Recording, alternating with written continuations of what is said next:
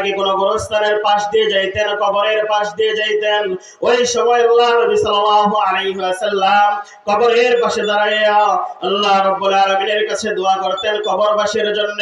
ঘটনাক্রমে আল্লাহ নবী সাল্লাল্লাহু আলাইহি ওয়াসাল্লাম একদিন এক কবরের পাশ দিয়ে যাচ্ছেন।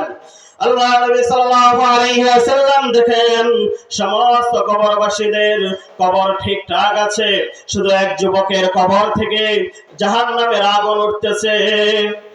শুধু ওই যুবকের কবরের মধ্যে জাহান্নামের শাস্তি হচ্ছে। আল্লাহ রাব্বুল আলামিন তাকে জাহান্নামের শাস্তি ভোগ করাইতেছেন। ওই সময় আল্লাহ নবী সাল্লাল্লাহু আলাইহি ওয়াসাল্লাম সমস্ত সাহাবীদেরকে ডাকলেন, সমস্ত সাহাবীদেরকে ডেকে বললেন, ও আমার সাহাবীরা, এলাকার মাঝে ঘোষণা করে দাও প্রত্যেকেই যেন যার যার আত্মীয় স্বজনের কবরের পাশে এসে দাঁড়ায়। যার সন্তান চলে গেছে পিতা যেন কবরের পাশে এসে দাঁড়িয়ে থাকে, যার পিতা চলে গেছে সন্তান যেন কবরের পাশে এসে দাঁড়িয়ে থাকে, যার দাদা চলে গেছে নাতি যেন কবরের পাশে এসে দাঁড়িয়ে থাকে। আল্লাহ নবী সাল্লাল্লাহু আলাইহি ওয়াসাল্লাম ঘোষণা দিলেন, সমস্ত সাহাবীরা অ্যানাউন্স করে দিলেন, প্রত্যেকে একে একে কবরের পাশে এসে দাঁড়াচ্ছে। আল্লাহ নবী সাল্লাল্লাহু আলাইহি ওয়াসাল্লাম তাকিয়ে দেখেন শুধু একটি কবর, যে কবরের মধ্যে জাহান্নামের আগুন জ্বলতেছে, যে কবরের মধ্যে জাহান্নামের শাস্তি হচ্ছে, ওই কবরের পাশে দাঁড়ানোর মতো কেউ নাই। ঠিক ওই সময় আল্লাহ নবী সাল্লাল্লাহু আলাইহি ওয়াসাল্লাম সাহাবীদেরকে বলেন, ও আমার সাহাবীরা, তোমরা মনে হয় অ্যানাউন্স ভালো করে করতে পারো নাই, প্রত্যেকের কাছে মনে হয় সংবাদ পৌঁছে নাই। ও আমার সাহাবীরা, প্রত্যেকের কাছে সংবাদ পৌঁছায় দাও। আল্লাহ নবী সাল্লাল্লাহু আলাইহি ওয়াসাল্লাম এই কথা বলে সামনের দিকে তাকান। সামনের দিকে তাকায় দেখেন এক বৃদ্ধ মহিলা, এক বুড়ি মা লাঠির মধ্যে ভর দিয়ে আস্তে আস্তে আল্লাহ নবী সাল্লাল্লাহু আলাইহি ওয়াসাল্লামের কাছে আসতেছেন। আল্লাহ নবী সাল্লাল্লাহু আলাইহি ওয়াসাল্লামের কাছে আসলেন, আসার পরে বলতেছেন, ওগো নবী, আমাকে ক্ষমা করবেন, আপনি আমাকে ডেকেছিলেন, আমি সময় মতো আসতে পারি নাই, আপনার ডাকে সাথে সাথে সাড়া দিতে পারি নাই। আল্লাহ নবী সাল্লাল্লাহু আলাইহি ওয়াসাল্লাম বললেন, বুড়িমা, ঠিক আছে, যেহেতু আপনি আসছেন তাহলে আপনি বলেন এই কবরটা কার? বৃদ্ধ মহিলা বলতেছে, ওগো নবী, এই কবরটা হলো আমার কলিজার টুকরা সন্তানের, কলিজার টুকরা সন্তানের কবর। আল্লাহ নবী সাল্লাল্লাহু আলাইহি ওয়াসাল্লাম বলেন, ওগো মা, আপনি কি জানেন এই কবর থেকে জাহান্নামের আগুন আসতেছে, এই কবরের মধ্যে জাহান্নামের শাস্তি হচ্ছে। আল্লাহ নবী সাল্লাল্লাহু আলাইহি ওয়াসাল্লাম যখন এই কথা বললেন, বলার সাথে সাথে বুড়িমা কান্না করে দিলেন, বললেন, আমার সন্তান এমন সন্তান ছিল, সে দুনিয়াতে আমার কথা মানে নাই, আমার হুকুম মানে নাই, আমাকে অত্যাচার করেছে, আমাকে আঘাত করেছে। আল্লাহ নবী সাল্লাল্লাহু আলাইহি ওয়াসাল্লাম বলেন, আপনি আপনার সন্তানকে ক্ষমা করে দেন, যদি আপনি ক্ষমা করে দেন আল্লাহ ক্ষমা করে দিবে। এজন্য ভাই, মা বাবার সাথে আল্লাহ তাআলার দরবারে নিয়ামতের শুকরিয়া আদায় করা। আলহামদুলিল্লাহ, আল্লাহ রাব্বুল আলামিন এই আসমান এই জমিনকে সৃষ্টি করেছেন, আর সৃষ্টি করার পরে সর্বশেষ আল্লাহ রাব্বুল আলামিন আমাদের মাঝে আখেরি নবী হযরত মুহাম্মদ মুস্তাফা সাল্লাল্লাহু আলাইহি ওয়াসাল্লামকে পাঠিয়েছেন। আল্লাহ রাব্বুল আলামিন শুধু পাঠান নাই, ঘোষণা করে দিয়েছেন, ওয়া মা আরসালনাকা ইল্লা রাহমাতাল লিল আলামিন। আল্লাহ রাব্বুল আলামিন ঘোষণা করেন, ও নবী, আমি আপনাকে বিশ্ববাসীর জন্য পাঠিয়েছি রহমত স্বরূপ। শুধু মানুষ নয়, যত জীব জন্তু গাছপালা তরলতা যা কিছু আছে সব কিছুর জন্য আমি আপনাকে রহমত স্বরূপ প্রেরণ করেছি। এজন্য আখেরি নবী হযরতুল মুরসালিন খাতামুল আম্বিয়ান দু জাহানের বাদশা হযরত মুহাম্মদ মুস্তাফা সাল্লাল্লাহু আলাইহি ওয়াসাল্লাম মানুষদেরকে দ্বীনের দিকে ডাকতেছিলেন, মানুষদেরকে দ্বীনের দাওয়াত দিতেছিলেন। আল্লাহ নবী সাল্লাল্লাহু আলাইহি ওয়াসাল্লাম এক পাহাড়ি উপত্যকায় সকলকে একত্রিত করলেন। একত্রিত করার পরে আল্লাহ নবী সাল্লাল্লাহু আলাইহি ওয়াসাল্লাম বলেন, আমি যদি আজকে তোমাদেরকে বলি পূর্ব থেকে এক আগুন আসতেছে, পশ্চিম থেকে কাফেররা তোমাদের উপরে আক্রমণ করবে, তাহলে কি তোমরা সেটাকে বিশ্বাস করো? আল্লাহ নবী সাল্লাল্লাহু আলাইহি ওয়াসাল্লামের ঘোষণার সাথে সাথে সকলে বলে উঠলো, আপনি তো আল আমিন, আপনি তো বিশ্বাসী, আপনার কথা আমরা কিভাবে ফেলতে পারি? আপনার কথাকে আমরা কেন অস্বীকার করব, কেন অবিশ্বাস করব?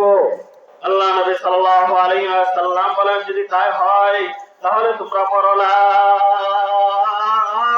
ইলাহা ইল্লাল্লাহু মুহাম্মাদুর রাসূলুল্লাহ সাল্লাল্লাহু আলাইহি ওয়াসাল্লাম। আল্লাহ নবী সাল্লাল্লাহু আলাইহি ওয়াসাল্লাম কালিমার দাওয়াত দিলেন।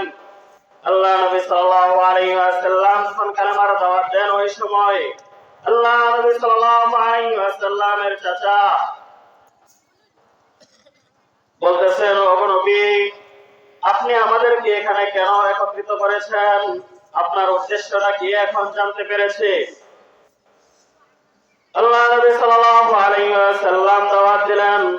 দাওয়াত দেওয়ার সাথে সাথে আবু লাহাব আল্লাহ নবী সাল্লাল্লাহু আলাইহি ওয়াসাল্লামের দাওয়াতকে অস্বীকার করলেন। শুধু অস্বীকার করেন নাই, বলতেছেন, তাব্বান লাকা ইয়া মুহাম্মাদ, ও মুহাম্মদ, তুমি আজকে এখানে দ্বীনের দাওয়াত দেওয়ার জন্য আমাদেরকে একত্রিত করেছো। ও মুহাম্মদ, ও মুহাম্মদ, তুমি জেনে নাও, তুমি ধ্বংস হয়ে যাও, তোমার হস্তদ্বয় ধ্বংস হয়ে যায়। আল্লাহ নবী সাল্লাল্লাহু আলাইহি ওয়াসাল্লাম কথাটা শুনে রাগান্বিত হলেন, কষ্ট পেলেন। যখন নাকি আল্লাহ নবী সাল্লাল্লাহু আলাইহি ওয়াসাল্লাম এই কথা শুনে কষ্ট পান, ঠিক তখনই আল্লাহ রাব্বুল আলামিন হযরত জিবরাইল আলাইহিস সালামকে পাঠিয়ে দিলেন। হযরত জিবরাইল আলাইহিস সালাম আল্লাহ নবী সাল্লাল্লাহু আলাইহি ওয়াসাল্লামের কাছে আসলেন। এসে বলতেছে, ওগো নবী, আপনি কষ্ট পায়েন না, ওগো নবী, আপনি মন খারাপ করেন না, আপনি রাগান্বিত হয়েন না। আল্লাহ রাব্বুল আলামিন আপনাকে খুশি করার জন্য আমাকে পাঠিয়ে দিয়েছেন। সাথে শুধু আমাকেই পাঠান নাই, আল্লাহ রাব্বুল আলামিন আপনার জন্য সূরা লাহাবকে দিয়ে পাঠিয়ে দিয়েছেন। আল্লাহ রাব্বুল আলামিন বলে দিয়েছেন, তাব্বাত ইয়াদা আবি লাহাবি ওয়া তাব। আল্লাহ রাব্বুল আলামিন বলে দিয়েছেন, ওগো নবী, আবু লাহাব আপনাকে বলতেছে আপনি ধ্বংস হয়ে যান, আপনার হস্তদ্বয় ধ্বংস হয়ে যান। আল্লাহ রাব্বুল আলামিন বলেন যে আপনি ধ্বংস হবেন না, আপনি ধ্বংস হবেন না, আপনার হস্তদ্বয় ধ্বংস হবে না। যে আবু লাহাব আপনাকে বলেছে, যে লাহাব আপনাকে বলেছে ধ্বংসের কথা, তাব্বাত ইয়াদা আবি লাহাবি ওয়া তাব, ওগো নবী, আপনি জেনে নেন আবু লাহাবের হস্তদ্বয় ধ্বংস হয়ে যায়। ওগো নবী, আপনি ধ্বংস হবেন না, ধ্বংস আপনার জন্য না। যে আপনার বিরুদ্ধে কথা বলবে, যে আপনার বিরুদ্ধে যাবে, যে আপনার কথার বিরুদ্ধে যাবে, যে আপনার দ্বীনের বিরুদ্ধে যাবে, আল্লাহ রাব্বুল আলামিন বলেন সে ধ্বংস হয়ে যাবে। এই জন্য দুনিয়াতে বর্তমানে দেখা যাচ্ছে যারা ইসলামের বিরুদ্ধে যাচ্ছে, যারা ইসলামের বিরুদ্ধে কথা বলে, আজকে দেখা যায় তারাই ধ্বংস হচ্ছে, কারণ ধ্বংস তাদের জন্য অনিবার্য। এই জন্য এই দয়ার নবী, মায়ার নবী আল্লাহ রাব্বুল আলামিন তো বলেছেন, ওয়া আরসালনাকা ইল্লা রাহমাতাল লিল আলামিন। এই দয়ার নবী, মায়ার নবীর একটা অভ্যাস ছিল, যখন নাকি কোনো গোরস্থানের পাশ দিয়ে যাইতেন, কবরের পাশ দিয়ে যাইতেন, ওই সময় আল্লাহ নবী সাল্লাল্লাহু আলাইহি ওয়াসাল্লাম কবরের পাশে দাঁড়াইয়া আল্লাহ রাব্বুল আলামিনের কাছে দোয়া করতেন কবরবাসীর জন্য। ঘটনাক্রমে আল্লাহ নবী সাল্লাল্লাহু আলাইহি ওয়াসাল্লাম একদিন এক কবরের পাশ দিয়ে যাচ্ছেন।